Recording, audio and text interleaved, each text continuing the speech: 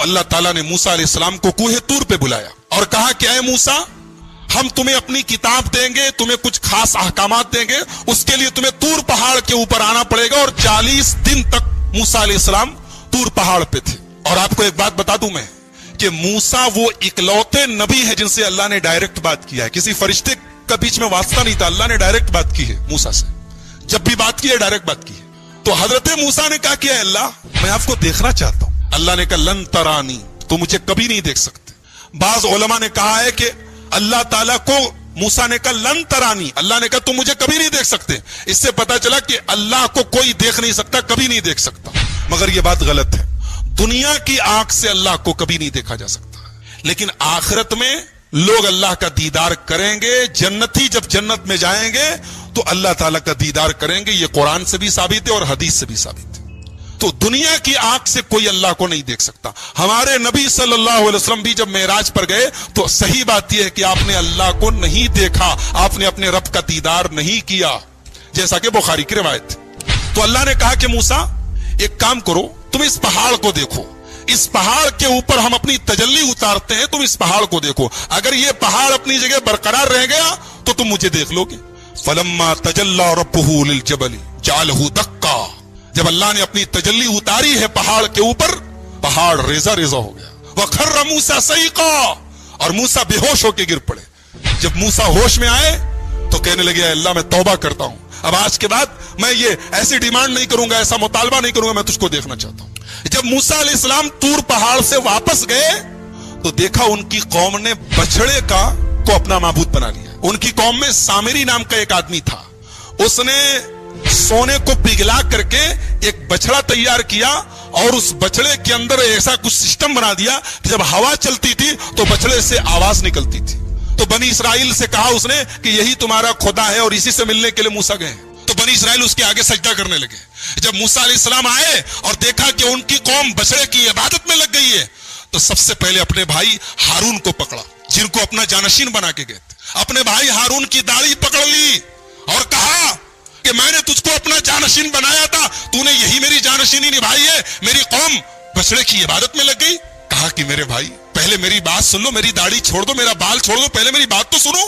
یہ سب آپس میں جھگڑا کر رہے تھے اور میں نے سمجھانے کی کوشش کی، لیکن میں نے دیکھا کہ اگر میں زیادہ انٹرفیئر کرتا ہوں تو بات زیادہ بڑھ جائے گی۔ میں نے آپ کے آنے کا انتظار کیا، میں نے اور کچھ نہیں کیا۔ موسیٰ علیہ السلام نے بلایا سامری کو، بولا یہ بتا تو نے یہ کیا کیا ہے، یہ تو نے بچڑے کو کیوں بنایا ہے؟ تو سامری جواب کیا دیتا ہے کہ میں نے حضرت جبریل کے گھوڑے کے نیچے سے مٹی لے لی اور اس مٹی کو ملا کر کے میں نے یہ سونے کا بچڑا بنایا ہے تاکہ لوگ اس کی عبادت کریں۔ حضرت موسیٰ نے کہا سامری سے سن، آج کے بعد تجھے اللہ تعالیٰ کی طرف سے یہ سزا ملتی ہے کہ آج کے بعد تجھے زندگی بھر جو چھوئے گا وہ بیمار ہو جائے گا۔ تیری یہ سزا ہے، تو نے بچڑے کو معبود بنا کے میری قوم کو شرک میں ڈالا، اب تجھے یہ سزا ملتی ہے کہ تو زندگی بھر انٹچیبل ہو جائے گا، تجھے جو ٹچ کرے گا بیمار پڑ جائے گا۔ اب سامری کا حال یہ ہو گیا کہ جو اسے چھوتا تھا وہ بیمار ہو جاتا تھا اور وہ خود بھی بیمار ہو جاتا تھا، لہٰذا جب کوئی سامری کے پاس سے گزرتا تھا وہ کہتا لا مساس لا مساس، مجھ کو مت چھوؤ، مجھ کو ٹچ مت کرو۔ اور اس کے بعد حضرت موسیٰ نے کہا کہ تیرا یہ جو سونے کا معبود ہے نا، دیکھ اس کا میں کیا انجام کرتا ہوں۔ اس کو آگ میں جلا کے حضرت موسیٰ علیہ السلام نے پانی میں پھینکوا دیا، کہا کہ جس کو تم لوگوں نے اپنا معبود بنایا تو دیکھو اس کا ہم یہ حال کرنے جا رہے ہیں۔ تو آپ کے منہ سے نکلا ہوا کون سا اچھا جملہ اللہ سن لے، اس لیے میرے بھائیوں ہمیشہ مجھ سے اچھی بات نکالا۔ ہمارے یہاں مائیں جو ہے بچوں کو ڈانٹتی ہے نا، کبھی کبھی بڑی الٹی سیدھی باتیں بول دیتی ہے۔ خبردار کبھی غصے میں بھی عادت بناؤ کہ غصے میں بھی کوئی بات نکالے منہ سے تو اچھی بات نکالے، غصے میں بھی بچوں کو بددعا نہ دیں۔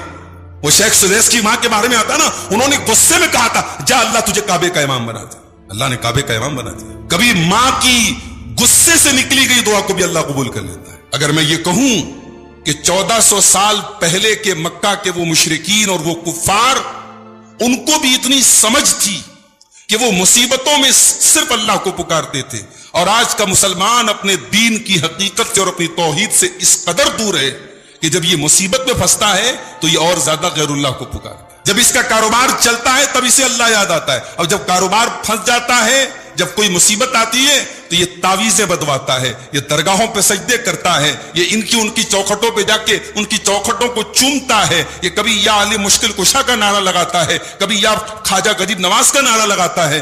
مسلمان اس قدر توحید سے دور ہے میرے بھائی۔ 20ویں پارے کے شروع میں اللہ تعالیٰ نے کئی سوالات کیے اور ان سوالوں کا خود ہی جواب بھی دیا ہے۔ اللہ نے فرمایا امن یجیب المضطر اذا دعاہ ویکشف السوء، کون ہے جو مصیبت میں گرفتار انسان کی دعاؤں کو سنتا ہے۔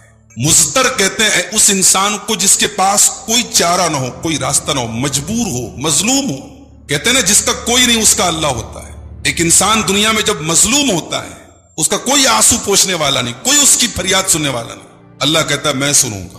امن یجیب المضطر اذا دعاہ، کون ہے جو مصیبت زدہ کی مجبور کی دعاؤں کو سنتا ہے، اذا دعاہ جب وہ اس کو پکارتا ہے۔ اچھا یہاں قابل غور بات یہ ہے اللہ نے مجبور کا نام لیا، اب وہ مجبور مسلمان ہو غیر مسلم ہو، اللہ کا فرما بردار ہو، مظلوم ہوتا ہے۔ مظلوم کا کوئی ریلیجین نہیں ہے، مظلوم کی کوئی کاسٹ نہیں اللہ تعالیٰ کی بارگاہ میں۔ اگر مظلوم نے اللہ کے در کا دروازہ کھٹکھٹایا اللہ ضرور سنے گا اسے۔ امن یجیب المضطر اذا دعا، کون ہے جو مجبور کی اور مظلوم کی دعاؤں کو سنتا ہے جب وہ اس کو پکارتا ہے، وَيَكْشِفُ السُّوءَ، اور اس کی تکلیف کو دور کرتا ہے، وَيَجْعَلُكُمْ خُلَفَاءَ الْأَرْضِ، اور کون ہے جو تم کو زمین میں خلیفہ بناتا ہے، أَإِلَٰهٌ مَّعَ اللَّهِ، کیا اللہ کے علاوہ کوئی اور بھی ہے؟ کوئی نہیں ہے۔ اللہ سوال کر رہا ہے اور اللہ خود ہی جواب بھی دے رہا ہے۔ أَإِلَٰهٌ مَّعَ اللَّهِ، ہے کیا کوئی اللہ کے سوا؟ اور یہ سوال کس سے کیا جا رہا ہے؟ مکہ کے کافروں سے۔ مکہ کے کافروں کے اوپر بھی جب مصیبت آتی تھی تو وہ اللہ ہی کو پکارتے، جب ان کی کشتی طوفان میں پھنستی تھی وہ لاکھ بتوں کے پجاری تھے، مشرک تھے، مگر مصیبت میں وہ بھی اللہ ہی کو پکارتے تھے۔ یہ الگ بات ہے کہ آج کا مسلمان اس قدر توحید سے دور ہے کہ وہ مصیبت میں بھی اللہ کو نہیں پکارتا۔ اگر میں یہ کہوں کہ 1400 سال پہلے کے مکہ کے وہ مشرکین اور وہ کفار، ان کو بھی اتنی سمجھ تھی کہ وہ مصیبتوں میں صرف اللہ کو پکارتے تھے، اور آج کا مسلمان اپنے دین کی حقیقت سے اور اپنی توحید سے اس قدر دور ہے کہ جب یہ مصیبت میں پھنستا ہے تو یہ اور زیادہ غیر اللہ کو پکارتا ہے۔ جب اس کا کاروبار چلتا ہے تب اسے اللہ یاد آتا ہے، اور جب کاروبار پھنس جاتا ہے، جب کوئی مصیبت آتی ہے تو یہ تعویذیں بدواتا ہے، یہ درگاہوں پہ سجدے کرتا ہے، یہ ان کی چوکھٹوں پہ جا کے ان کی چوکھٹوں کو چومتا ہے، یہ کبھی یا علی مشکل کشا کا نعرہ لگاتا ہے، کبھی یا خواجہ غریب نواز کا نعرہ لگاتا ہے۔ مسلمان اس قدر توحید سے دور ہے میرے بھائی۔ اس کے بعد سورہ قصص شروع ہوتی ہے، اور سورہ قصص میں اللہ تعالیٰ نے حضرت موسیٰ علیہ السلام کا واقعہ بیان کیا۔ موسیٰ علیہ السلام کے پیدا ہونے کے پہلے فرعون کا آرڈر آیا تھا۔ فرعون اپنے آپ کو رب کہتا تھا، مگر اتنا بزدل تھا کہ فرعون کے اس کے دربار کے کسی کاہن نے کہا تھا کہ تیری حکومت میں ایک بچہ پیدا ہوگا جو تیری حکومت کو ختم کر دے گا۔ تو فرعون نے آرڈر دے دیا کہ سارے بچوں کو قتل کر دیا جائے۔ جہاں بچے کی پیدائش، اگر لڑکی پیدا ہوئی تو سیف ہے، لڑکا پیدا ہوا تو کل ہم، اس کو مار ڈالو، یہ فرعون کا آرڈر تھا۔ اب حضرت موسیٰ علیہ السلام جب پیدا ہوئے، ظاہر ہے موسیٰ علیہ السلام کی ماں کو ڈر لگا کہ میرا بیٹا کہیں نہ چلا جائے، میرا بیٹا نہ مار دیا جائے۔ اب اللہ تعالیٰ نے حضرت موسیٰ کی حفاظت کا کیا انتظام کیا؟ فرمایا وَأَوْحَيْنَا إِلَىٰ أُمِّ مُوسَىٰ أَنْ أَرْضِعِيهِ، ہم نے موسیٰ کی ماں کو حکم دیا کہ اپنے بچے کو دودھ پلاؤ۔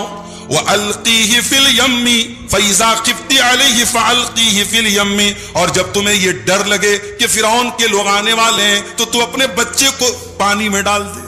اللہ، دنیا میں سب سے زیادہ کسی سے محبت ہوتی ہے تو بچے سے محبت ہوتی ہے ماں، اور یہاں ایک ماں سے کہا جا رہا ہے بچے کی زندگی چاہتی ہے بچے کو پانی میں ڈال دے۔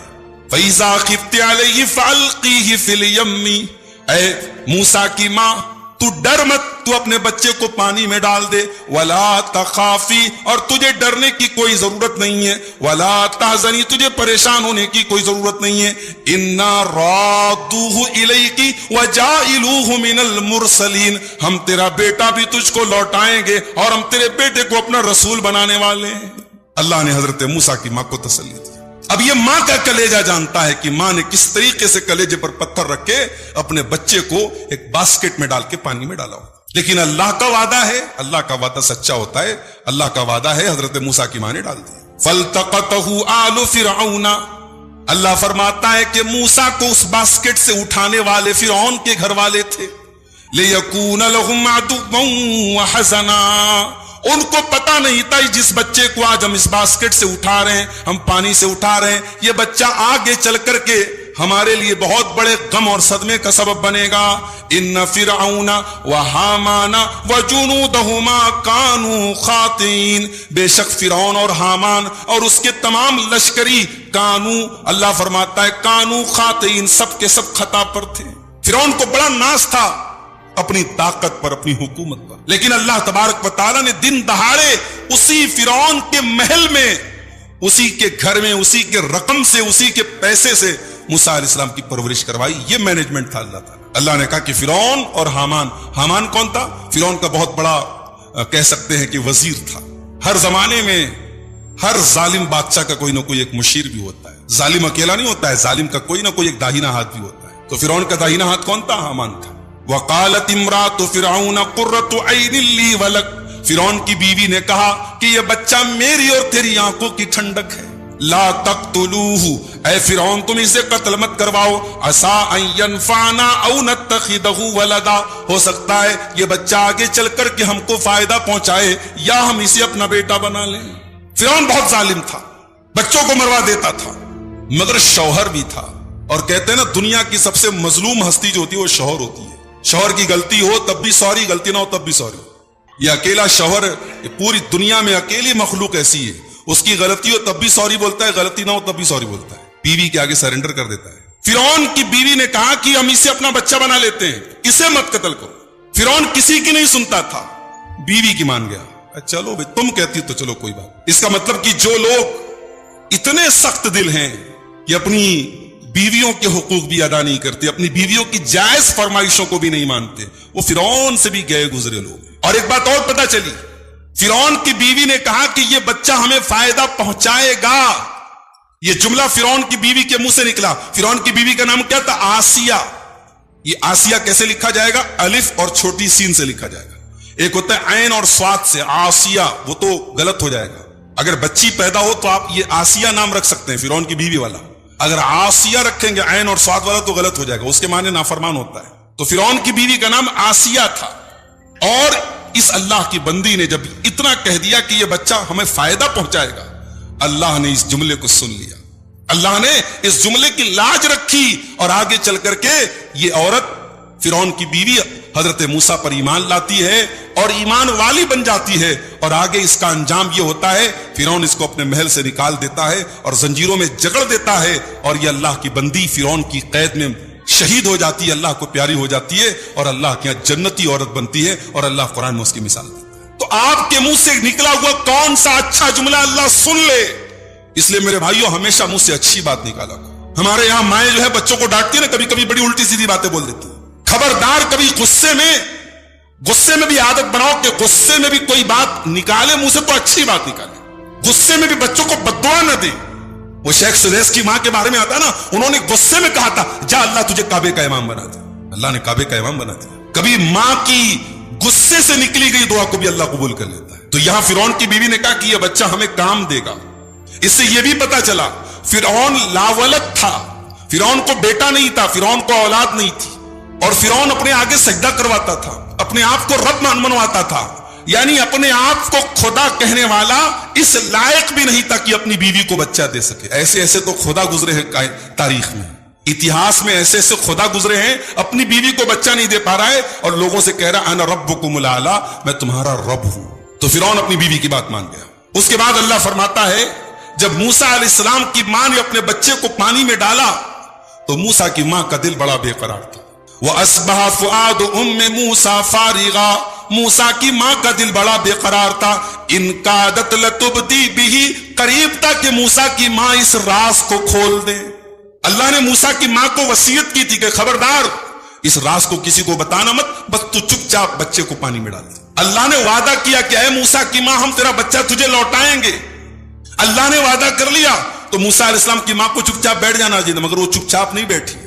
انہوں نے اپنی بیٹی سے کہا ذرا پیچھا کر دے کہ صندوق کہاں جاتا ہے, باسکٹ کہاں جاتا ہے. پتہ یہ چلا کہ اللہ کی تقدیر پر بھروسہ ہونے کے باوجود انسان کو اپنی کوشش کرنی چاہیے, اپنے اسباب اختیار کرنے چاہیے, یہ سوچ کے اطمینان سے بیٹھنے کہ اللہ نے تو وعدہ کیا ہم کو روزی دے گا, اللہ نے تو وعدہ کیا ہماری حفاظت کا. انسان کو اپنی سیکیورٹی کا بھی انتظام کرنا چاہیے. موسیٰ علیہ السلام کی ماں نے اپنی بیٹی سے کہا جا دیکھ تیرا بھائی کہاں جاتا ہے, اور قرآن کہتا ہے کہ وقالت لأختہ قصیہ, حضرت موسیٰ کی ماں نے موسیٰ کی بہن سے کہا کہ اس کا پیچھا کر.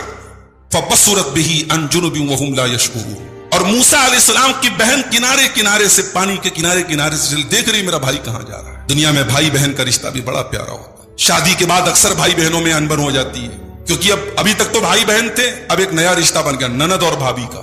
اب اس میں دونوں طرف سے غلطیاں ہوتی ہیں. کہیں کہیں بھابیاں جو ہوتی ہیں وہ نند کے تعلق سے بڑی نگیٹو مائنڈ ان کے دماغ میں بیٹھ جاتا ہے, اور بعض نندیں جو ہوتی ہیں ماشاءاللہ وہ بھی جو ہے بھابھی کے عیب تلاش کرتی رہتی ہیں اور ایک ایک چیز کو نوٹ کرتی رہتی ہے, اپنی ماں کو بتاتی رہتی ہیں. تو اگر اس رشتے کو سنبھال کے رکھا جائے بڑا پیارا رشتہ ہے. اور یہ جو نند بھابھی کا رشتہ ہے یہ جب گڑبڑ ہوتا ہے نا تو بھائی بہن کا رشتہ بھی گڑبڑ ہو جاتا ہے. کتنے بھائی ہیں شادی کے بعد بہن سے بات کرنا بند کر دیتے ہیں اسی مسئلے کی وجہ سے, ان کی بیوی ناراض ہوتی ہے. بہن بہن ہوتی ہے میرے بھائی, بہن بھائیوں کا مان ہوتی ہے. یہ الگ بات ہے کہیں کہیں وقت کے ساتھ شادی کے بعد سوچ بدل جائے الگ بات ہے, ورنہ بھائی بہن کی محبت بھی بے مثال محبت ہوتی ہے. یہاں دیکھیے بھائی کی جان کا مسئلہ ہے تو بہن پیچھا کر رہی ہے. جن کی بہنیں زندہ ہیں اللہ بہنوں کو سلامت رکھے. بہن پیچھا کر رہی, دیکھیے میرا بھائی کہاں جا رہا ہے. اب جب حضرت موسیٰ علیہ السلام پہنچے وہاں اور حضرت آسیہ نے اس باسکٹ کو منگایا اور دیکھا اتنا خوبصورت بچہ ہے. اب بچہ رو رہا ہے, بچے کو دودھ چاہیے, بچہ بھوکا ہے. اب اس زمانے میں جو انائیں ہوتی تھی, دودھ پلانے والی ہوتی تھی, ان کو بلایا گیا. اب اللہ تبارک و تعالیٰ کا نظام دیکھو, اللہ نے بچے کو پانی میں ڈالنے کے پہلے موسیٰ کی ماں سے کہہ دیا تھا پہلے تو بچے کو دودھ پلا دے. اب بچہ اپنی ماں کا دودھ پی چکا تھا, اب اللہ نے باقی سارے دودھ اس کے اوپر حرام کر دیے. وحرمنا علیہ المراضی من قبل, اللہ کہتا ہم نے سارے دودھ اس کے اوپر حرام کر دیے. فقالت هل ادلکم علی اہل بیت یکفلونہ لکم, تو موسیٰ علیہ السلام کی بہن نے کہا میں ایک فیملی کو جانتی ہوں, وہ آپ کے لیے یہ کام کریں گے اور اس بچے کی پرورش کریں گے. وہم لہ ناصحون, اور وہ اس بچے کے خیر خواہ ہیں. فرددناہ الی امہ, اب موسیٰ کی ماں کو بلایا گیا اور جیسے ہی موسیٰ اپنی ماں کی گود میں گئے رونا بند ہو گیا. فرددناہ الی امہ, اللہ کہتا ہم نے موسیٰ کو ان کی ماں کو لوٹا دیا. کئی تقر عینہا, تاکہ موسیٰ کی ماں کی آنکھیں ٹھنڈی ہو جائے. ولا تحزن, اور وہ غمگین نہ ہو. ولتعلم ان وعد اللہ حق, اور وہ جان لے کہ اللہ کا وعدہ سچا ہوتا ہے. ولکن اکثرہم لا یعلمون, لیکن اکثر لوگ نہیں جانتے. یہ ہوتا ہے اللہ کا نظام میرے بھائی. اس کے بعد موسیٰ علیہ السلام جوان ہوئے. ایک دن ایک آدمی جو ہے موسیٰ علیہ السلام کے خاندان کا تھا, بنی اسرائیل کا تھا, اور ایک آدمی قبطی تھا, دونوں لڑ رہے تھے. تو جو اسرائیلی تھا موسیٰ علیہ السلام کے خاندان کا, ان کے قبیلے کا تھا, اس نے ان کو مدد کے لیے پکارا. یہ گئے اور اس کی مدد کرنے کے لیے ایک خاندان کی جو ہوتی ہے نا وہ عصبیت ہوتی ہے, خاندان کا سپورٹ کرنے کا جو ایک جذبہ ہوتا ہے, وہ جذبہ حضرت موسیٰ کے اندر بیدار ہوا. انہوں نے اسرائیلی کا سپورٹ کرنے کے لیے قبطی کو مارا, ایسا مارا فقضا علی, وہ مر گیا. موسیٰ علیہ السلام کا مکہ ایسا تھا, ایک مکے میں مر گیا. ان کا جو مخالف تھا جس کو انہوں نے مکہ مارا تھا وہ مر گیا. تو یہ مکہ, اتنا طاقتور مکہ کس کا ہو سکتا ہے؟ گٹکھا کھانے والے کا تو نہیں ہو سکتا. یہ گٹکھا کھانے والا اور اسموکنگ کرنے والا اور رات کو 2 بجے تک موبائل چلانے والے کا مکہ تو ایسا نہیں ہو سکتا. تو پیغمبروں کا مکہ ایسا ہوتا تھا, ایسا مکہ مارا مر گیا وہ. اب حضرت موسیٰ علیہ السلام کے اوپر ایک انسان کے قتل کا مقدمہ دائر ہو گیا. حالانکہ یہ انجانے میں ہوا تھا, حضرت موسیٰ نے اللہ سے معافی بھی مانگی, لیکن اب حضرت موسیٰ علیہ السلام کی جان خطرے میں پڑ گئی. اور ایک خیر خواہ نے آ کے بتایا کہ اے موسیٰ, آپ کی کو گرفتار کرنے کی اور آپ کو سزا دینے کی بات چل رہی ہے, آپ جلدی سے شہر چھوڑ کے چلے جائیے. تو حضرت موسیٰ علیہ السلام مصر چھوڑ کے چلے. اب کہاں جائیں پتہ نہیں, بھاگتے بھاگتے بھاگتے بھاگتے مصر سے سینکڑوں کلومیٹر دور ایک جگہ پڑتی ہے مدین. حضرت موسیٰ مدین پہنچے, اور جب مدین پہنچے تو مدین میں ایک کنواں تھا. کنویں کے اوپر مردوں کی لائن لگی تھی اور لوگ اس میں سے پانی نکال رہے تھے اور اپنے اپنے جانوروں کو پانی پلا رہے تھے. موسیٰ علیہ السلام نے دیکھا کہ مردوں کی لائن لگی ہے اور 2 لڑکیاں ہیں, 2 لیڈیز ہیں, وہ کنارے کھڑی اپنے جانوروں کو لے کے. وَلَمَّا وَرَدَ مَاءَ مَدْيَنَ وَجَدَ عَلَيْهِ أُمَّةً مِّنَ النَّاسِ يَسْقُونَ, جب موسیٰ علیہ السلام مدین کے پانی کے چشمے پر پہنچے, اس کنویں کے پاس پہنچے, وہاں بہت سارے لوگوں کو اپنے جانوروں کو پانی پلاتے ہوئے دیکھا. وَوَجَدَ مِن دُونِهِمُ امْرَأَتَيْنِ تَذُودَانِ, اور دو عورتوں کو کنارے کھڑا دیکھا.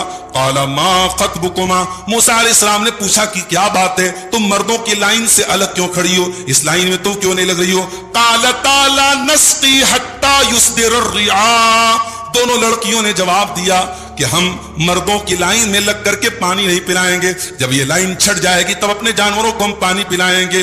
وَأَبُونَا شَيْخٌ کبیر, اور یہ کام ہمیں اس لیے کرنا پڑ رہا ہے کیونکہ ہمارا باپ بہت بیمار ہے, بوڑھا ہے. اس سے کئی سبق ملتا ہے.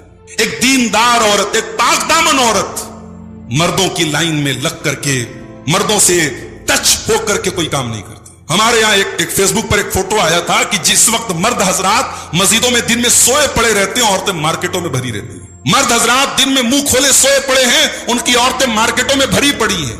مارکیٹنگ کرنا غلط نہیں ہے, مگر بعض مارکیٹوں میں جہاں رش رہتا ہے, مردوں اور عورتوں کا جمگٹ ہے, اور مسلمان عورتیں, برقع نشین عورتیں اسی بھیڑ میں, اسی ہجوم میں ایک دوسرے سے کندھے چھل رہے ہیں, بدن ٹچ ہو رہا ہے. ایسی مارکیٹوں میں جانے سے بہتر آپ پہلے شاپنگ کر لیں, مت جائیں ایسے رش کے ٹائم میں. جہاں مردوں کی لائن لگی ہو, ایک عزت دار, ایک با عفت خاتون جو ہے ایسی لائن میں نہیں لگتی. اور یہ بھی پتا چلا کہ بلا ضرورت ایک عورت گھر کے باہر کا کوئی کام نہیں کرتی.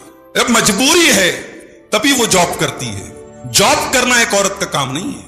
آج لوگ بڑا کہتے ہیں صاحب عورتوں سے جاب کرانا چاہیے, عورتوں کو بھی فریڈم ہونی چاہیے.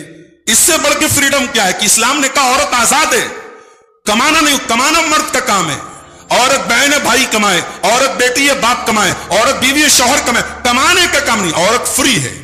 آپ نے فریڈم کہاں دیا, آپ نے تو عورت کو پابند کر دیا.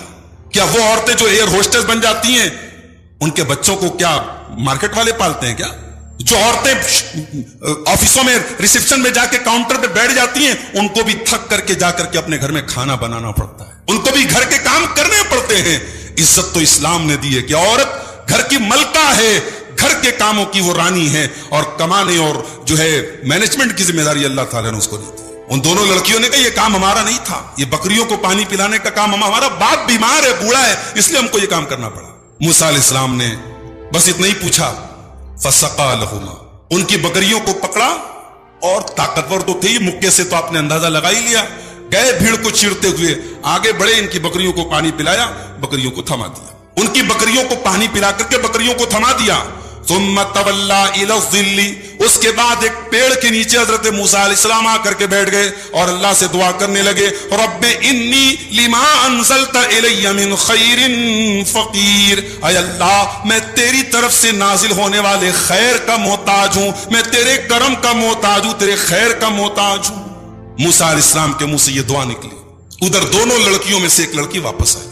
اب وہ لڑکی واپس آ رہی ہے, قرآن کریم نے اس لڑکی کا نام نہیں بتایا, اللہ نے اس لڑکی کی خوبصورتی کا ذکر نہیں کیا, اللہ نے یہ بھی نہیں بتایا وہ لڑکی دکھنے میں کیسی تھی.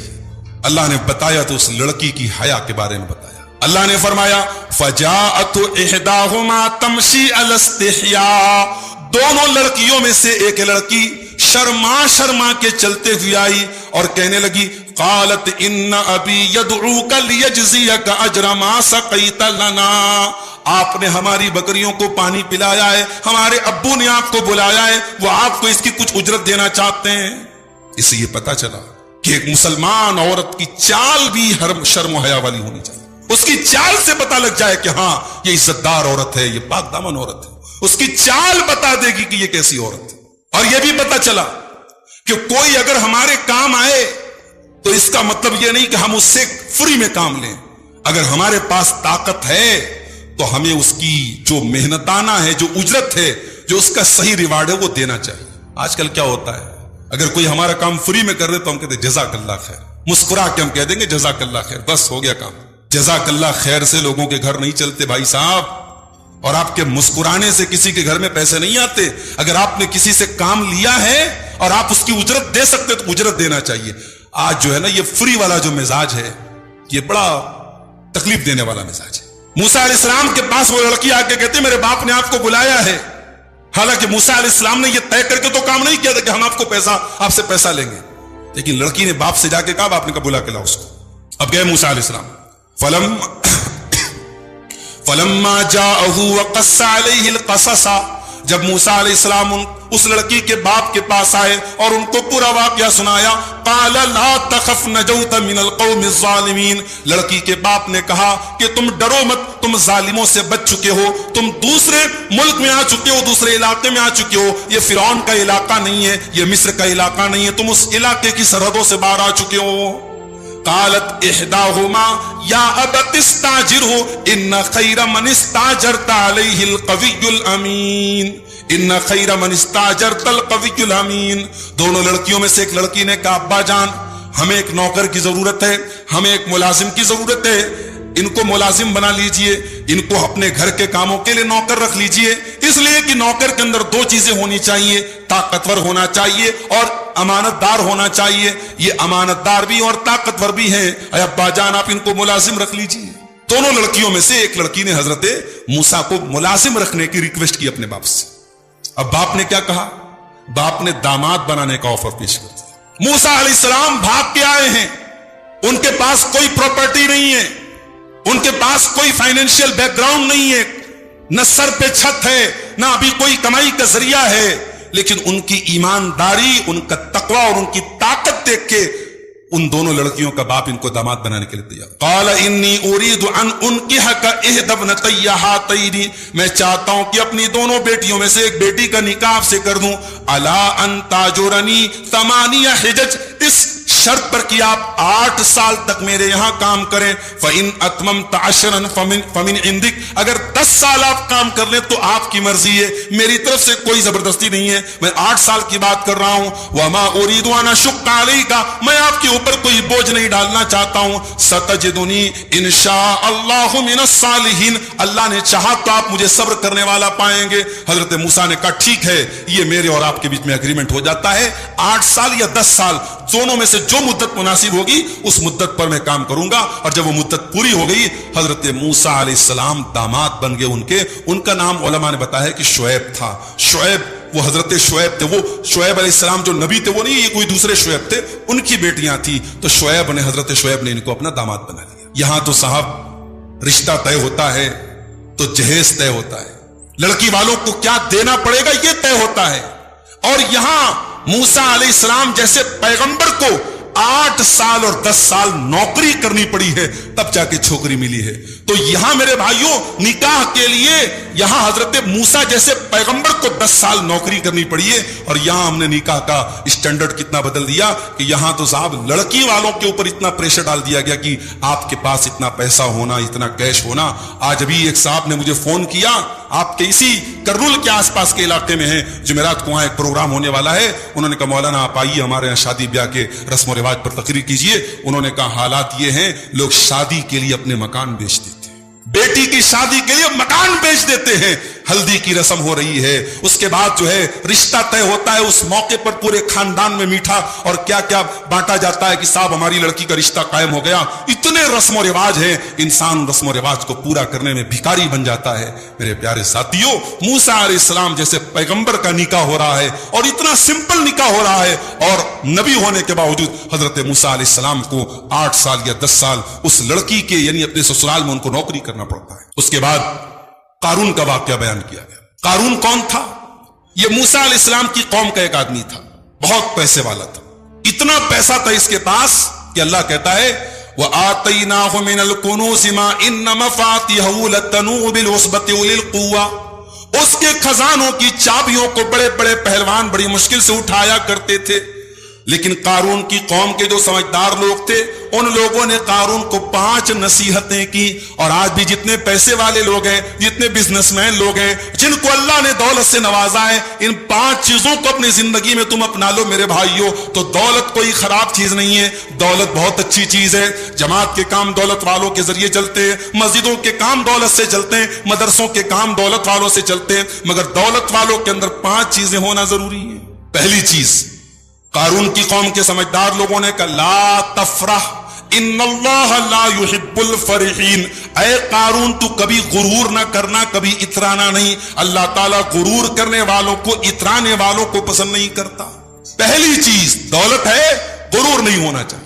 दूसरी चीज वब्तगि फीमा आताकल्लाहु दारल आखिरा, और अल्लाह ने आपको जो दौलत दी है इस दौलत के जरिए आखिरत की तैयारी करो। जितना हो सके इस दौलत के जरिए इतने काम करके जाओ कि आखिरत आपकी बन जाए, संवर जाए। ये दूसरा काम करना है दौलत वालों को। और तीसरा काम वला तंसा नसीबक मिनद दुनिया, वला तंसा नसीबक मिनद दुनिया, दुनिया में आपका जो हिस्सा है उसको भूलना नहीं है। बच्चों का जो हक है, बीवी का जो हक है, माँ बाप का जो हक है, भाई बहनों का जो हक है, सबको सबका हक भी देना है, अपनी दुनिया वालों का हक नहीं भूलना है। और चौथी नसीहत व आसिन कमा अहसनल्लाहु इलैक, जैसे अल्लाह ने आपके साथ एहसान किया, अल्लाह ने आपको दौलत वाला बनाया, अल्लाह ने आपको देने के लायक बनाया, तो आप भी लोगों के साथ एहसान करो। इसलिए कि जो अल्लाह देने के लायक बना सकता है वो अल्लाह चाहे तो पल भर में आपको लेने के लायक भी बना सकता है। अगर वो अल्लाह आपको ऊंचाइयों पर आज रख सकता है, आज अर्श के ऊपर कोई इंसान है, आज अगर बुलंदियों पर कोई इंसान है तो कल वो फर्श पर भी आ सकता है, आज कोई करोड़पति है तो कल वो रोड पर भी आ सकता है। ये चौथा काम करना है। अल्लाह ने आपको दौलत दी है, अल्लाह ने एहसान किया है, आप भी लोगों के साथ एहसान करें।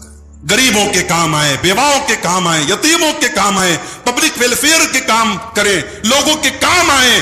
आपके पास दौलत सिर्फ शो ऑफ के लिए ना हो कि ये गाड़ी ले ली, ये बंगला ले लिया, ये प्रॉपर्टी ले ली, सिर्फ शो ऑफ के लिए ना हो। अल्लाह ने आपके साथ एहसान किया, आप लोगों के साथ एहसान करें। और पांचवा काम वला तबगिल फसाद फिल अर्दी, और ए कारून तू जमीन में फसाद न मचाना, तू जमीन में फसाद न मचाना। इन्नल्लाह ला युहिब्बुल मुफसिदीन, अल्लाह ताला फसादी लोगों को पसंद नहीं करता। दौलत आती है तो फसाद भी आता है। दौलत वाले गाड़ी लेके हाई स्पीड में चलते हैं, गरीबों को कुचल भी देते हैं, और बाद में जब पुलिस केस आता है, चलो भाई पैसा ले लो, पैसा देकर के किसी गरीब की जान नहीं बच जाएगी। दौलत का मिसयूज नहीं होना चाहिए। दौलत का मतलब यह नहीं कि आप किसी गरीब की इज्जत तार कर दें, किसी गरीब का खून कर दें, किसी गरीब को मार दें, नहीं। जमीन में फसाद मत मचाओ, अल्लाह ताला फसादी लोगों को पसंद नहीं करता। तो ये तमाम दौलतमंदों को कुरान की नसीहत है। 5 चीजें अगर आपके पास है, दौलत बहुत अच्छी चीज है, खूब पैसे कमाओ। अल्लाह ताला को दौलत अल्लाह ताला को नापसंद नहीं है, दौलत को अल्लाह ने अपना फजल कहा है। मेरे भाई, हमारे अंदर जितनी ख्वाहिशात हैं, हर ख्वाहिश का हलाल अल्टरनेट मौजूद है शरीयत के अंदर। इंसान को यह कहने का बहाना ही नहीं है कि साहब हमारे पास कोई ऑप्शन नहीं था। ऑप्शन तो है ना। तूने जिना किया क्यों? अभी आगे सूरह नूर आ रही है, उसमें जिना के बारे में बड़ी तफसील से बयान किया गया। जब इस्लाम के अंदर निकाह का कॉन्सेप्ट है, और निकाह का कॉन्सेप्ट इतना सादा और इतना सिंपल है कि एक इंसान अगर इस लायक है कि अपनी बीवी की जरूरतों को पूरी कर सकता है, उसका खर्च उठा सकता है, तो फिर निकाह के लिए और कोई मसला नहीं है। शरीयत ने इतना आसान कर दिया, उसके बाद तूने हराम रास्ता अपनाया। इसलिए यहां अल्लाह ने जब शर्मगाह का जिक्र किया तो फौरन हलाल अल्टरनेट का भी जिक्र किया। इससे उलमा को एक सबक ये मिला कि जब आप आवाम को किसी चीज की हुर्मत बताएं, जब किसी चीज के बारे में बताएं कि ये हराम है, तो उसका हलाल अल्टरनेट भी बता दें। आप गौर कीजिएगा, शरीयत में जहां सूद और ब्याज का जिक्र है, वहां बताया गया कि देखो सूद हराम है, इंटरेस्ट हराम है, लेकिन कारोबार हलाल है, तिजारत हलाल है, बिजनेस करो, खूब मुनाफा कमाओ। मुनाफा कमाना, प्रॉफिट कमाना ये शरीयत में हराम नहीं है, इंटरेस्ट लेना ये हराम है। यहां भी कहा गया कि अपनी शर्मगाह की हिफाजत करते हैं, इल्ला अला अज़वाजिहिम औ मा मलकत अयमानुहुम, हां अपनी बीवियों के साथ और जो उनकी मिल्कियत में है उनके साथ अगर वो अपनी शहावत को पूरी करते हैं तो कोई हर्ज की बात नहीं है। फ़इन्नहुम गैरु मलूमीन, उनके ऊपर कोई मलामत नहीं है। फमन इब्तगा वराअ ज़ालिका फ़उलाइका हुमुल आदून, अब इसके अलावा अगर कोई रास्ता अपनाते हो तो हद से तजावुज करने वाले। उसके बाद फरमाया वल्लज़ीना हुम लिअमानातिहिम व अहदिहिम राऊन, और मेरे कामयाब बंदे वो हैं जो अपनी अमानतों को और अपने वादे को पूरा करने वाले, निभाने वाले होते हैं। अमानत का लफ्ज़ जब शरीयत में बोला जाए तो अमानत का मतलब यही नहीं कि मैंने आपको 1 लाख रुपया दिया और आपसे बाद में 1 लाख रुपया वापस ले लिया, आपने पूरा 1 लाख मुझे दे दिया, ये अमानत होगी। अमानत ये भी है कि आप बाप हैं, आपकी 4 बेटियां हैं घर में, 4 बेटे हैं घर में, आप एक बाप, अल्लाह ने आपको बाप बनाया, आपके कंधे पर वो औलाद अमानत है। आप एक मां हैं, 3 जवान बेटियों की मां हैं, वो बेटियां आपके कंधे पर अल्लाह की अमानत है। आपने इस अमानत को अदा किया कि नहीं किया, कयामत के दिन पूछा जाएगा। آپ ایک مسجد کے متولی ہیں، ایک مدرسے کے ذمہ دار ہیں، ایک جماعت کے ناظم ہیں، ایک ادارے کے ذمہ دار ہیں. یہ تمام چیزیں اور یہ عہدے اور یہ کرسیاں بھی میرے بھائیو آپ کے کندھے پر امانت ہے، اور یہ امانت پوچھی جائے گی اللہ کے نبی فرماتے کلکم راع وکلکم مسئول عن رعیتہ، تم میں سے ہر شخص ذمہ دار ہے اور اس کی ذمہ داری کے بارے میں پوچھا جائے. آج تو عہدوں کے لیے بڑی طلب ہوتی ہے، صاحب مجھے یہ بنا دیا جائے، مجھے وہ بنا دیا جائے. انسان کو اگر احساس ہو جائے کہ یہ عہدے، یہ کرسیاں، یہ ذمہ داریاں، یہ کتنی خطرناک چیزیں، انسان بھاگے گا، پیٹ پھیر کے بھاگے گا. نہیں چاہیے مجھے بھائی، یہ انسان کے لیے بہت بڑا بوال بن جائے گی، وبال بن جائے گی قیامت کے دن اگر انسان ان کو صحیح طریقے سے نہیں نبھائے. اللہ نے کہا میرے کامیاب بندے وہ ہیں جو اپنی امانتوں کو پورا کرتے اور اپنے وعدے کو پورا کرتے، چاہے وہ وعدہ انسان کا انسان سے وعدہ ہو، چاہے وہ وعدہ بندے کا اللہ سے وعدہ ہو. بندہ اللہ سے وعدہ کب کرتا ہے؟ ایاک نعبد و ایاک نستعین، اے اللہ عبادت کروں گا تو تیری کروں گا، سر جھکاؤں گا تو تیرے آگے جھکاؤں گا، مدد مانگوں گا تو تجھ سے مانگوں گا. اور وہی اللہ کا بندہ باہر جائے کسی درگاہ پہ، کسی قبر پہ، کسی پتھر کے بت کے آگے، کسی ندی کے آگے، کسی جانور کے آگے، کسی بڑے انسان کے آگے جا کے سر جھکا دے، کسی شرکیہ تہوار میں شامل ہو جائے، کسی شرکیہ کارکرم میں شامل ہو جائے، اس کا مطلب کہ اس نے اللہ کے ساتھ وعدہ خلافی کی. وہ مسجد میں تو آ کے کہہ رہی ہے ایاک نعبد و ایاک نستعین، لیکن باہر جا کے اپنے وعدے کی وعدہ خلافی کر رہا ہے. والذین هم لاماناتهم وعهدهم راعون، اللہ کہہ رہا ہے میرے کامیاب بندے اپنے وعدے کو پورا کرتے ہیں. اس کے بعد فرمایا والذین هم علی صلواتهم یحافظون، اور میرے کامیاب بندے وہ ہیں جو اپنی نمازوں کی حفاظت کرتے ہیں، جو اپنی نمازوں کی پابندی کرتے ہیں. پہلی پہچان کیا بتائی تھی؟ نماز میں خشوع اختیار کرتے، اور آخری پہچان کیا ہے؟ نماز کی حفاظت کرتے. دونوں چیزیں ضروری ہیں. آپ نماز بہت اچھی پڑھ رہے ہیں، پورا ذہن لگا کے، دل لگا کے پڑھ رہے ہیں، مگر رمضان پر پڑھ رہے ہیں، شوال میں ایسے غائب جیسے گدھے کے سر سے سینگ غائب. تو ایسی نماز اللہ کیا نہیں چلے گی. یہ ایک مہینے والے مسلمان نہیں چلیں گے اللہ کیا. یہ جو سیزنل مسلمان ہیں، جو برساتی میڈک کی طرح صاحب ایک مہینے کے لیے ٹوپی لگ گئی اور ماشاءاللہ جبہ اوپر ڈال کے ایک دم اللہ والے متقی پرہیزگار بن کے پورا پہلی صف میں آ کے بیٹھ رہے، اور باقی 11 مہینے گدھے کے سر سے سینگ کی طرح غائب. سیزنل مسلمان اللہ کو نہیں چاہیے، سیزنل نمازی نہیں چاہیے. والذین هم علی صلواتهم یحافظون، نماز کی حفاظت کرنی ہے. یہ بڑی قیمتی چیز ہے میرے بھائی. انسان کی سب سے قیمتی چیز یہ نماز ہے. ایک وقت کی نماز چھوٹ جائے تو ایسا لگے کہ کچھ مس ہو گیا، کچھ چھوٹ گیا، کچھ زندگی میں ادھورا ہے. میری مائیں بہنیں، ان سے بھی کہنا چاہتا ہوں، تراویح کی نماز ماشاءاللہ پڑھ رہی ہیں. مجھے بتایا میرے گھر والوں نے سب اتنی تعداد آ رہی ہے عورتوں کی، جگہ کم پڑ رہی ہے.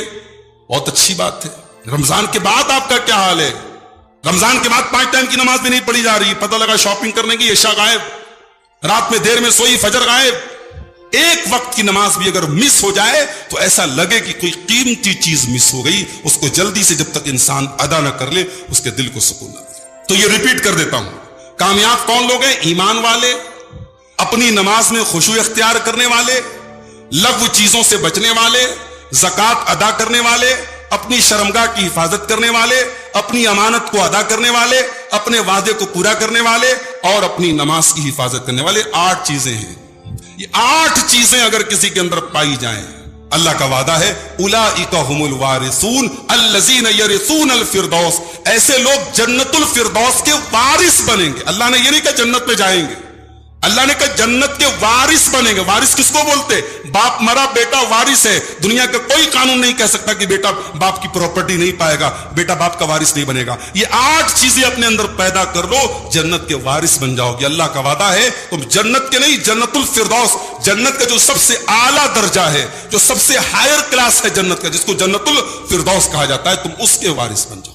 دعا کیجیے اللہ تعالیٰ یہ 8 چیزیں ہم سب کو اپنے اندر پیدا کرنے کی توفیق عطا فرمائے. اس کے بعد یہ بتایا گیا، رسولوں کو خطاب کر کے بتایا گیا، یا ایھا الرسل کلوا من الطیبات واعملوا صالحا انی بما تعملون علیم. اے میرے رسولو، اے میرے پیغمبرو، تم پاک چیزوں کو کھایا کرو، حلال چیزوں کو کھایا کرو، اور نیک عمل کیا کرو. پتہ یہ چلا کہ سارے نبیوں کے یہاں یہ 2 چیزیں کامن تھی. سارے نبیوں کے یہاں حلال کھانے کا تصور تھا، پاکیزہ چیزوں کو کھانے کا تصور تھا. کسی بھی نبی کی شریعت میں کوئی ناپاک چیز حلال نہیں تھی. اگر اسلام میں سور حرام ہے تو عیسیٰ علیہ السلام کی شریعت میں بھی سور حرام تھا. اگر آج کرسچنز اگر وہ سور کھا رہے ہیں، انہوں نے اپنی شریعت کو نہیں سمجھا ہے، انہوں نے اپنی شریعت میں تحریف کی ہے. جو چیز اسلام کے اندر خبیث ہے وہ شریعت عیسیٰ میں اور شریعت موسیٰ کے اندر بھی خبیث تھی. حلال میں کوئی فرق نہیں رہا ہے نبیوں کے درمیان. ہاں یہ رہا ہے کسی نبی کی شریعت میں ایکسیپشنل طور پر کوئی حلال چیز حرام کر دی گئی، ایکسیپشنل طور پر، خاص طور پر. لیکن جو چیزیں گندی ہیں، ناپاک ہیں، وہ ساری شریعتوں میں ناپاک تھی. اسی لیے اللہ سارے رسولوں سے کہہ رہا ہے، اے رسولوں پاک چیزیں کھاؤ، وَعَمَلُوا صَالِحًا، اور نیک عمل کرو. اچھا یہ پاک چیزیں کھاؤ، اس کے بعد یہ کیوں کہا گیا کہ نیک عمل کرو؟ اس میں ایک نقطہ ہے. نقطہ یہ ہے کہ اگر آپ یہ چاہتے ہیں کہ آپ کا عمل اللہ تعالیٰ کے قبول ہو، آپ نے نماز پڑھی، آپ نے تلاوت کی، آپ نے روزہ رکھا، آپ نے تراویح پڑھی، آپ نے کوئی بھی نیک عمل کیا، اگر آپ چاہتے ہیں کہ آپ کا عمل اللہ تعالیٰ کا قبول ہو تو پہلی شرط یہ ہے کہ آپ کی کمائی حلال ہونی چاہیے، آپ کا کھانا حلال ہونا چاہیے. اور یہاں پر وہ حدیث آپ یاد کر لیجئے صحیح مسلم کی، جو میں نے جمعہ کے خطبے میں آپ کو سنائی تھی. اللہ کے نبی صلی اللہ علیہ وسلم فرماتے ہیں کہ ایک انسان بڑا لمبا سفر کر کے آتا ہے، بال میلے کچیلے، کپڑے میلے کچیلے، ہاتھ اٹھا کے دعا کرتا ہے، اے میرے رب کہہ کے دعا کرتا ہے، لیکن اس کا کھانا حرام کمائی کا، اس کا پانی حرام کمائی کا، اس کا کپڑا حرام کمائی کا، اس کی پرورش حرام کمائی کی. فَأَنَّا يُسْتَجَابُ لِذَلِكَ، ایسے انسان کی دعا کہاں سے قبول ہو سکتی؟ اس کے بعد اللہ کے کچھ خاص بندوں کی پہچان بتائی گئی. فرمایا ان الذین هم من خشیت ربهم مشفقون، میرے کچھ بندے ایسے بھی ہوتے ہیں جو اپنے رب کے خوف سے ڈرے رہتے ہیں. ایک مومن زندگی میں کبھی لاپرواہی کی زندگی نہیں گزار سکتا. وہ یہ سوچ کر کے مطمئن نہیں ہو سکتا اللہ بڑا رحیم ہے، بڑا کریم ہے، اللہ بخش دے گا. مومن کو اگر اللہ کی رحمت کی امید ہوتی ہے تو اللہ کے عذاب کا ڈر بھی ہوتا ہے. اللہ کہہ رہا ہے ان الذین هم من خشیت ربهم مشفقون، میرے نیک بندے وہ ہیں جو اپنے رب کے خوف سے ڈرے اور سہمے رہتے ہیں. والذین هم بآیات ربهم یؤمنون، اور وہ اپنے رب کی آیتوں کے اوپر ایمان رکھتے ہیں. والذین هم بربهم لا یشرکون، اور وہ اپنے رب کے ساتھ کبھی شرک نہیں کرتے. والذین یؤتون ما آتوا وقلوبهم وجلۃ انہم الی ربهم راجعون، اور جب اللہ کی راہ میں کچھ دیتے، صدقہ کرتے، زکوٰۃ دیتے، خیرات دیتے. والذین یؤتون ما آتوا، جب وہ اللہ کی راہ میں کچھ خرچ کرتے تو ان کے دل ڈرے ہوئے ہوتے ہیں، ان کے دل سہمے ہوئے ہوتے ہیں. انہم الی ربهم راجعون، ان کے دل میں یہ احساس ہوتا ہے کہ ہم کو اپنے رب کے پاس جانا ہے. دیکھ رہے ہیں اللہ کی راہ میں دے رہا ہے، چندہ دے رہا ہے، زکوٰۃ دے رہا ہے، خیرات دے رہا ہے، مگر ڈر رہا ہے. یہ نہیں کہ صاحب اللہ کی راہ میں خیرات دے دیا، صدقہ دے دیا، زکوٰۃ دے دیا تو مطمئن ہو گیا کہ صاحب میں تو بہت بڑا حاتم طائی کی قبر پہ میں نے لات مار دیا، میں تو بہت بڑا جو ہے سخی ہو گیا، میں اتنا اللہ کی راہ میں دے دیا، اب تو جنت میری فکس ہو گئی. والذین یؤتون ما آتوا، وہ اللہ کی راہ میں بہت کچھ دیتے. وقلوبهم وجلۃ، ان کے دل میں پھر بھی اللہ کا ڈر ہوتا ہے. انہم الی ربهم راجعون، کیونکہ ان کو یہ احساس ہوتا ہے کہ ان کو اللہ کے پاس جانا ہے. اللہ فرماتا ہے اولئک یسارعون فی الخیرات، میرے یہی وہ بندے جو نیکی کے کاموں میں بڑھ چڑھ کر کے حصہ لیتے. وہم لہا سابقون، اور وہ نیکی کے کاموں میں ہمیشہ آگے آگے رہتے ہیں. جب یہ آیت کریمہ نازل ہوئی، ترمذی کی صحیح روایت ہے، ہم سب کی پیاری ماں حضرت عائشہ رضی اللہ تعالی عنہا نے اللہ کے رسول سے پوچھا، اے اللہ کے نبی یہ آیت کس کے بارے میں نازل ہوئی ہے؟ یہ اللہ کن لوگوں کی بات کر رہا ہے کہ وہ اللہ کی راہ میں دیتے بھی ہیں تو ڈر ڈر کے دیتے ہیں؟ اے اللہ کے نبی کیا یہ شرابیوں کے بارے میں ہے؟ کیا یہ چوروں کے بارے میں ہے؟ کیا یہ زنا کرنے والوں کے بارے میں ہے؟ اللہ کے نبی نے فرمایا لا یا بنت الصدیق، اے صدیق کی بیٹی، اے ابو بکر کی بیٹی.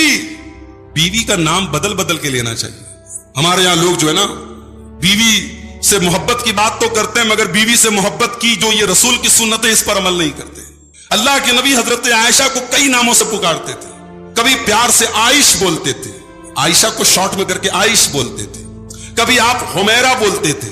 حضرت عائشہ گوری چٹی تھی، حمیرہ کا مطلب سرخ رنگ کی. حضرت عائشہ کو حمیرہ بھی بولتے تھے اللہ کے نبی. اور کبھی یہاں دیکھیے صدیق کی بیٹی، یعنی اپنے سسر کا نام بھی نہیں لے رہے، سسر کا لقب، صدیق کی بیٹی. بیٹیوں کے سامنے، بیویوں کے سامنے ان کے مائکے کی تعریف کرو تو بہت خوش ہو جاتی ہے. ساس کی تعریف کرو خوش نہیں ہوتی، سسر کی تعریف کرو خوش نہیں ہوتی. ہاں ان کے بھائی کی تعریف کر دو، وہ کہتے نا ساری خدائی ایک طرف جورو کا بھائی ایک طرف. بالکل صحیح بولتے ہیں.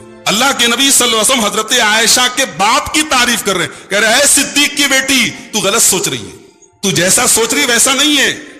یہ آیت چوروں کے بارے میں نہیں ہے, یہ آیت شرابیوں کے بارے میں نہیں ہے. اے عائشہ, یہ آیت ان لوگوں کے بارے میں ہے جو نماز پڑھتے ہیں, جو روزہ رکھتے ہیں, اور پھر بھی وہ ڈرتے ہیں ان لا یقبل منہم, کہ پتہ نہیں ان کی عبادت اللہ قبول کرے گا کہ نہیں کرے گا, اس لیے ان کو ڈر ہوتا ہے.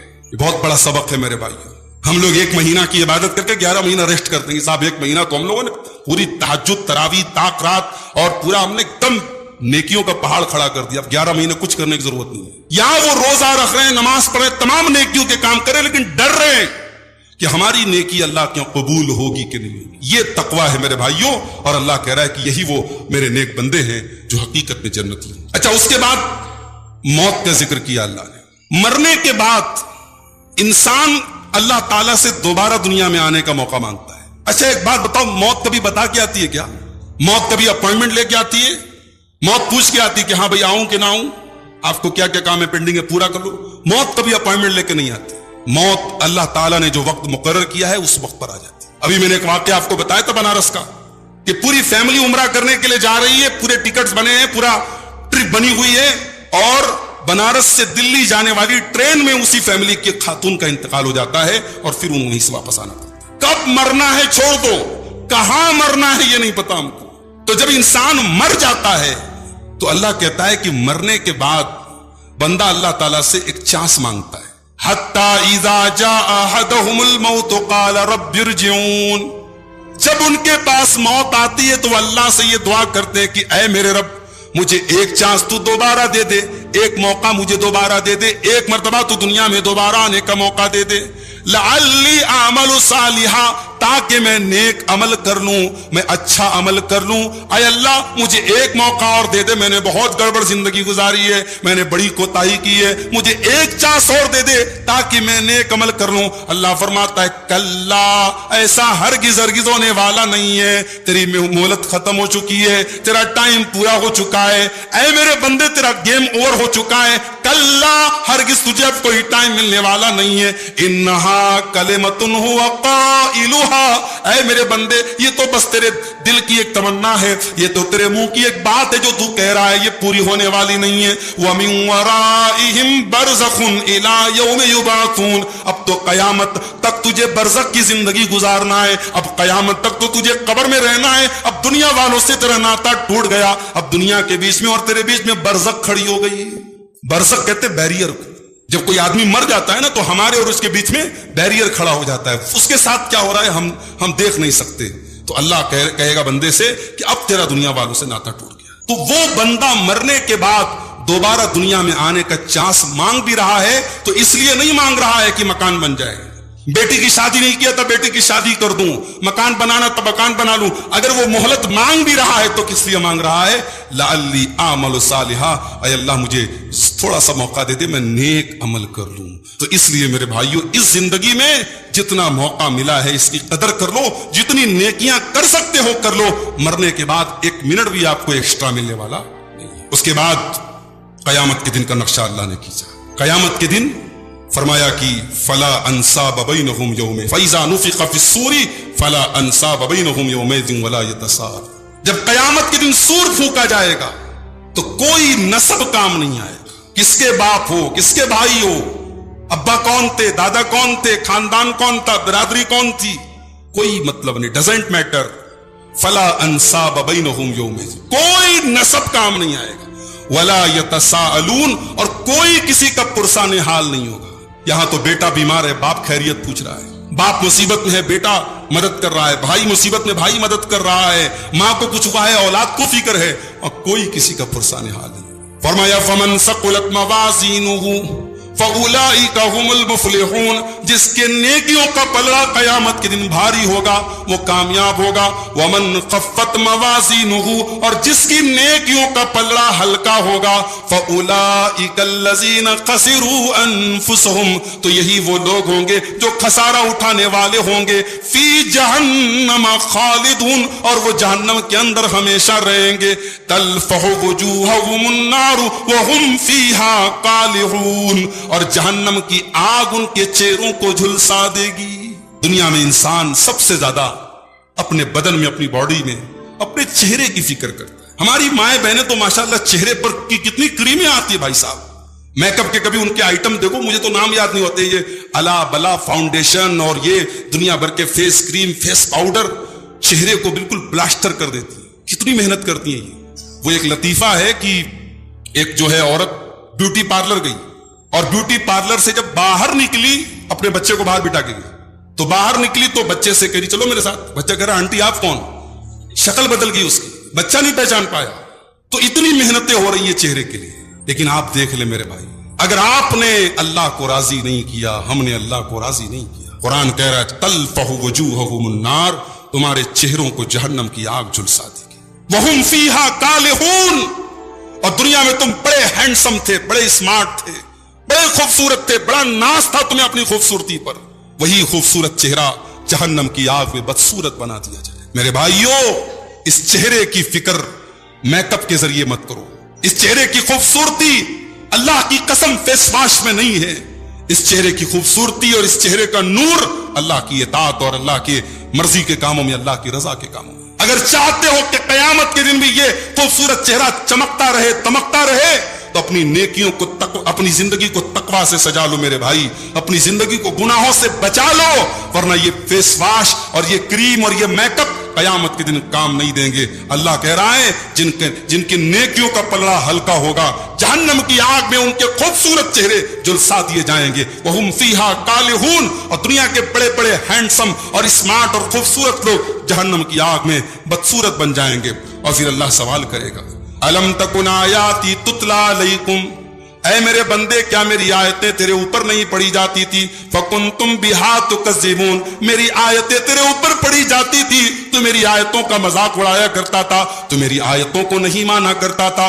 بندہ کہے گا قالوا ربنا غلبت علینا شقوتنا، بندہ کہے گا اے اللہ ہم واقعی میں بڑے بد نصیب تھے، اے اللہ ہم مانتے ہم سے بڑی غلطی ہو گئی. وکنا قوما ضالین، اے اللہ ہم مانتے ہم سے بہت بڑی غلطی ہو گئی، ہم بھٹک گئے تھے، ہم گمراہ ہو گئے تھے. ربنا اخرجنا منها فإن عدنا فإنا ظالمون، اے اللہ بس ایک موقع اور دے دے، ایک بار تو جہنم سے ہم کو نکال دے، ایک بار جہنم سے نکال دے. ہم دوبارہ اگر کوئی گناہ کریں گے اللہ پھر تو جو سزا دے دے گا ہم کو منظور ہے، بس ایک چانس اور دے دے، ایک بار تو جہنم سے نکال دے.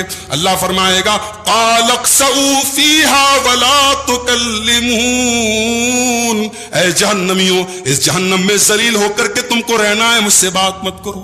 جہنمیوں کو ڈبل تکلیف ہوگی، ان کو جو فزیکل تکلیف ہوگی، جو ان کو جہنم کی آگ میں جلایا جائے گا وہ تو ہوگا، یہ جو سائیکولوجیکل تکلیف ہوگی، جو مینٹل تکلیف ہوگی، اللہ کہے گا بات مت کرو مجھ سے. دنیا میں جس سے ہم محبت کرتے ہیں، ہمارا باپ ہے، ہماری ماں ہے، جب ماں بہت غصے میں ہوتی ہے نا کہتی بات مت کرو ہم سے، باپ بہت غصے میں ہوتا ہے کہتا بات مت کرو ہم سے، تو ہم ماں کو منا لیتے ہیں، باپ کو منا لیتے ہیں. لیکن جہنم میں جانے کے بعد جہنمی اللہ کو منا نہیں پائیں گے. اللہ کہے گا اقسؤوا فیہا، اسی جہنم میں رہنا ہے تمہیں، ذلیل ہو کے اسی جہنم میں رہو. ولا تکلمون، مجھ سے بات مت کرو. کم سے کم دنیا میں اللہ اگر ہم سے روٹھا ہے میرے بھائی تو ہم منا سکتے ہیں. اللہ ناراض ہے تو ہم اس کو راضی کر سکتے ہیں. اللہ غصہ ہے ہم اس کے غصے، اس کے غضب سے بچ سکتے ہیں، اس کو راضی کر سکتے ہیں. اس سے پہلے کہ وہ ٹائم آ جائے کہ اللہ ہم سے کہہ دے ولا تکلمون، بات مت کرو، کم سے کم اللہ دنیا میں ہم کو آفر دے رہا ہے کہ آؤ میرے بندو، میں روزانہ رات کے آخری پہر آسمان دنیا پر نازل ہوتا ہوں. آسمان دنیا پر اللہ تبارک و تعالیٰ نازل ہوتا ہے اور بندوں سے کہتا ہے کہ آؤ اور مجھ سے توبہ کر لو، میں تمہارے گناہوں کو معاف کر دوں گا. تو دنیا میں تم ہمیں آفر دے رہا ہے کہ مجھ سے معافی مانگ لو، میں تمہیں معاف کر دوں گا. لیکن آخرت میں یہ آفر نہیں ملے گا. آخرت میں اللہ کہے گا ولا تکلمون، مجھ سے بات مت کرو. اس کے بعد سورہ نور شروع ہوتی ہے. سورہ نور میں آپ دیکھیے گا، غور کیجئے گا، سورہ نور میں اللہ تعالیٰ نے شروعات میں ہی زنا کا ذکر کیا. زنا کی سزا کیا ہے، پھر زنا کی روک تھام کرنے کے طریقے کیا ہیں، سوسائٹی کو زناکاری سے کیسے بچایا جائے، اللہ تبارک و تعالیٰ نے اس کا طریقہ بتایا ہے. لیکن اس صورت میں اللہ تعالیٰ نے اپنے نور کا بھی ذکر کیا ہے. اس صورت میں ایک آیت ہے، آیت نور، اس میں اللہ نے اپنے نور کا ذکر کیا ہے اور اسی لیے اس صورت کا نام سورہ نور رکھا گیا. گویا اس میں ایک اشارہ یہ ہے کہ بندہ اگر اللہ تعالیٰ کا نور چاہتا ہے، اگر وہ چاہتا ہے کہ اس کے دل میں ایمان کی روشنی ہو، تو اس کو بدکاری سے اور زناکاری سے بچنا پڑے گا. جب تک انسان پاک دامنی اختیار نہیں کرے گا، جب تک ایک مرد اور عورت اپنے دامن کو بدکاری سے نہیں بچائیں گے، ان کی زندگی میں نور نہیں آ سکتا۔ انسان کی زندگی میں پیسہ آ سکتا ہے، شہرت آ سکتی ہے، گلیمر آ سکتا ہے، اللہ کا نور نہیں آ سکتا ہے جب تک اس انسان کی زندگی میں پاک دامنی نہ ہو۔ جس زندگی میں بدکاری اور زناکاری ہوگی، اس زندگی میں اللہ کا نور نہیں آ سکتا ہے۔ اس کے بعد زانی کی سزا بتائی گئی، الزانیۃ والزانی فجلدوا کل واحد منہما 100 جلدہ، زنا کرنے والی عورت کو اور زنا کرنے والے مرد کو 100 کوڑے کی سزا مارو۔ ولا تاخذکم بہما رافۃ فی دین اللہ، اور اللہ کے دین پر عمل کرنے میں تم کوئی ترس نہ کھانا۔ ان کنتم تؤمنون باللہ والیوم الآخر، اگر تم واقعی میں اللہ کے اوپر ایمان رکھتے ہو اور قیامت کے دن کے اوپر ایمان رکھتے ہو۔ ولیشہد عذابہما طائفۃ من المؤمنین، اور زناکاروں کو جب یہ سزا دی جائے تو مومنوں کی ایک جماعت اس موقع پر حاضر ہو، یعنی علل اعلان ان کو سزا دی جائے، پبلک پلیس میں دی جائے، اکیلے میں سزا نہیں دی جائے گی زنا کی۔ 100 کوڑے مارے جائیں گے، سب کے سامنے مارے جائیں گے۔ اور یہ بھی کہا گیا کہ ان 100 کوڑوں کو مارنے میں ترس نہیں کھانا ہے، پورے 100 کوڑے مارنا ہے۔ اور یہ تو کنوارے کی سزا ہے، اگر کنوارا لڑکا کنواری لڑکی اگر زنا کرے تو یہ سزا ہے، اگر شادی شدہ زنا کرے تو پتھروں سے مار مار کے ختم کرنے کی سزا ہے۔ لوگ کہتے ہیں صاحب اسلام نے کتنی سخت سزا دی، پتھروں سے مار مار کے ختم کرنے کی سزا دی، کوئی سزا ہے؟ گولی مار دو، تلوار سے سر کاٹ دو، یہ پتھروں سے مار مار کے کوئی کون سزا دیتا ہے؟ مگر آپ دیکھیے جب دلی میں وہ کانڈ ہوا تھا، جب چلتی بس میں ایک لڑکی کا ریپ ہوا تھا، اور پوری ملک کی میڈیا میں اس کو ایک نربھیا کانڈ کے نام سے اس کو یاد کیا گیا، اور پورے ملک میں بڑا غصہ آیا تھا اس کانڈ کو لے کر کے۔ تو اس وقت مجھے یاد ہے راج ٹھاکرے کا بیان آیا تھا، ممبئی کے نیتا ہیں راج ٹھاکرے، بڑے متشدد مانے جاتے ہیں، بڑے سخت مانے جاتے ہیں، ان کا بیان آیا تھا، انہوں نے کہا تھا اسلام نے جو ریپ کی سزا دی ہے اس طریقے کے زانیوں کو وہ سزا دی جائے۔ ماننا پڑتا ہے دنیا کو، اور یہ سزا ایسی ہے کہ جہاں یہ سزا جس معاشرے میں نافذ کی گئی وہاں زنا کے واقعات میرے بھائیو زیرو ہو گئے۔ اور اسلام یاد رکھو، زنا کا اسلام میں یہ کانسیپٹ نہیں کہ صاحب زنا بالجبر ہو رہا ہے تب تو سزا دی جائے، اور اگر آپس کی سہمتی سے، اگر آپس کی رضامندی سے ہو رہا ہے تو زنا کی کوئی سزا نہیں ہے۔ اسلام کہہ رہا ہے اگر انلیگل طریقے سے ریلیشن شپ قائم ہوئی ہے مرد و عورت کی، اور دونوں میریڈ ہیں، دونوں شادی شدہ ہیں، تو دونوں کو پتھروں سے مار مار کے ختم کیا جائے۔ اس کے بعد ایک عجیب بات اللہ نے فرمائی، کہا کہ الزانی لا ينکح الا زانیۃ او مشرکۃ، زنا کرنے والا مرد نکاح نہ کرے مگر زنا کرنے والی عورت سے۔ زانی مرد کی شادی اگر ہوگی تو زانیہ عورت سے ہوگی، یا تو زانیہ عورت سے ہوگی یا مشرکہ عورت سے ہوگی، کوئی پاک دامن اور کوئی مومنہ عورت اس زانی سے شادی نہ کرے۔ والزانیۃ لا ينکحها الا زان او مشرک، اور زانیہ عورت سے کوئی نکاح نہ کرے مگر زانی اور مشرک۔ یہاں دو سوال پیدا ہوتا ہے، ایک سوال تو یہ پیدا ہوتا ہے کہ زانی سے کوئی مومن شادی نہ کرے، کیا مطلب یہ کہ جس لڑکی کے بارے میں پتا ہو کہ ہاں یہ بدچلن ہے، ایک پاک کردار کا لڑکا اس سے شادی نہ کرے، اور جس لڑکے کے بارے میں پتا ہو کہ وہ لڑکا بدچلن ہے، کیریکٹر لیس ہے، اور اس کے ناجائز تعلقات ہیں، اس لڑکے کے ساتھ کوئی پاک دامن لڑکی شادی نہ کرے۔ اور یہاں پر افسوس کے ساتھ ایک بات کہنا چاہوں گا، ہمارے یہاں بعض لوگ جب بیٹیوں کی شادی کرتے ہیں تو کیا کرتے ہیں، لڑکے کا مکان دیکھتے ہیں، لڑکے کی سیلری دیکھتے ہیں، لڑکے کا پیسہ دیکھتے ہیں، لڑکے کی دولت دیکھتے ہیں، لیکن لڑکے کا اخلاق اور کردار اور کیریکٹر نہیں دیکھتے۔ اور جب پوچھا جاتا ہے کہ صاحب لڑکا تو یہ کر رہا ہے وہ کر رہا ہے، تو کیا کہتے ہیں، ہماری لڑکی بہت سمجھدار ہے، سنبھال لے گی۔ معاف کرنا میرے بھائی، آپ کی بیٹیاں کوئی ڈٹرجنٹ پاؤڈر نہیں ہے جن کے ذریعے آپ ان بد کردار لڑکوں کے کردار کو صاف کریں۔ اپنی بیٹیوں کی، اپنی بچیوں کی ویلو اور ان کی عزت اور ان کی قدر کرو میرے بھائیوں۔ جس طریقے سے آپ کی پاک دامن بیٹی پاک دامن ہے، اس کا حق ہے تو اس کا نکاح ایک پاک دامن لڑکے کے ساتھ۔ آپ بلڈنگ دیکھ کے مروب ہو جاتے ہیں، آپ مکان دیکھ کے اور سیلری دیکھ کر کے مروب ہو جاتے ہیں۔ کتنے میں کیس جانتا ہوں کہ اچھے گھروں کی، دیندار گھروں کی لڑکیوں کی شادی ایسے گھر میں ہوئی ہے، لڑکا بے دین ہے، لڑکا بے نمازی ہے، لڑکا کیریکٹر لیس ہے، بلکہ کہیں کہیں تو اس گھر میں شرک ہو رہا ہے، کفر ہو رہا ہے، مگر اس بنیاد پہ لڑکی کی شادی کر دی گئی۔ صاحب بڑے لوگ ہیں، اسٹیٹس بڑا ہے۔ معاف کرنا میرے بھائی، یہ اسٹیٹس دنیا میں کام دے گا، مگر اگر ایمان نہ رہا، عقیدہ نہ رہا، کردار نہ رہا تو آخرت برباد ہو جائے گی۔ اپنی بیٹیوں کی آخرت مت برباد کرو۔ قرآن کہہ رہا ہے کہ زانی مرد سے نکاح زانیہ عورت کرتی ہے، اور زانیہ عورت سے نکاح زانی مرد ہی کرتا ہے۔